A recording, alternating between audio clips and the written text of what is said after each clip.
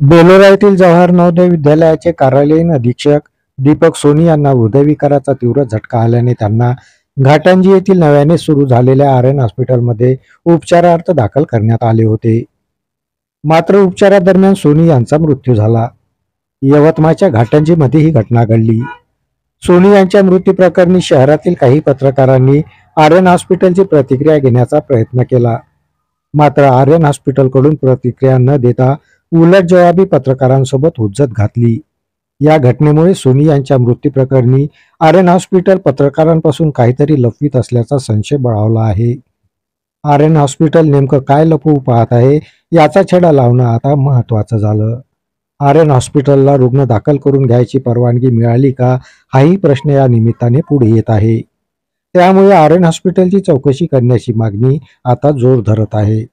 हाँ, कल जो दवाखाने में काल नवोदय येथील कार्यालयीन अधीक्षक शिक्षक यांना आणून ॲडमिट केलं, त्यांना एक सलाईन दिली आणि त्यानंतर त्यांनी इथं एक्सपायर झाले. त्याच्याबद्दल तुम्हाला ॲडमिटची परमिशन आहेत का हॉस्पिटलला सांगा. कालही आम्हाला उडवाउडवीची उत्तर भेटले दवाखान्यामध्ये. दवाखान्या करताना डेट झालीत का, गलत ट्रीटमेंट भेटली का, त्यांना सलाईन कशी का देण्यात आली, त्यांना प्लस नव्हते. जबाबदारी मी दिली, आता नाही दिली. आम्ही काय म्हणतो तुम्हाला अलाउ नाही आहे, व्हिडिओ शूट आहे सर. नाही आता सर म्हणत आहे, तुम्ही त्याच्या आधी काय म्हणले, मला पण टाईट बोलता येते सर. मी तुम्हाला नवोदय येथील प्रदीपजी सोनी हे कार्यालयीन अधीक्षक होते, यांना तातडीनं अस्ताव्यस्त वाटलं तर त्यांना घेऊन आले आणि तुमच्या इथं तुमच्या नर्सने ऍडमिट करून घेतलं. तुमचे डॉक्टर अवेलेबल नव्हते, मीनं पुरी माहिती काढलेली आहे. मी काल आलेलो आहे इथं. तिथं तुमच्या नर्सनं त्यांना ऍडमिट करून सलाईन लावली. तुमच्याकडं ऍडमिटचं सर्टिफिकेट आहे का, वरून तुम्हाला परमिशन भेटली का पेशंट ऍडमिट करता येते. सर आपला परिचय द्या,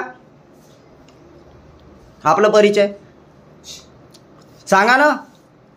तुम्ही लॅब चालवता, इथं लॅबवाले MD इथं उपस्थित आहेत का, दवाखान्यात राहते का, डिप्लोमा आहे का जो लॅब चालवत आहे त्यांच्याकडं. मला द्या ना तुमचा परिचय. तुम्ही विचारलं ना यांना, आत येऊ नका देऊ कोण आहे. सर बावला का काही परिचय देऊ. आम्ही येऊन इथे विचारलं, कालही विचारलं, आजही विचारलं, तर इथले ओनर आम्हाला विचारतात का तुम्ही कोण, म्हणजे कसं आमच्या प्रॉपर्टीमध्ये तुम्ही कसं काय व्हिडिओ काढू शकता, बाईट घेऊ शकता. आणि इथं जे मेडिकलचं जे हे चालवत आहे, रक्ताचं जे चेकिंगचं जे चालवत आहे, त्याने लॅबवाल्याकडं त्याचं लायसन आहे की नाही, डिप्लोमा आहे का, MD डॉक्टर इथं अवेलेबल राहतेत का या दवाखान्यामध्ये. आणि या दवाखान्याचं भोंगळ कारभार आहे. या दवाखान्याबद्दल वैद्यकीय अधिकाऱ्यांनी लक्ष द्यावं.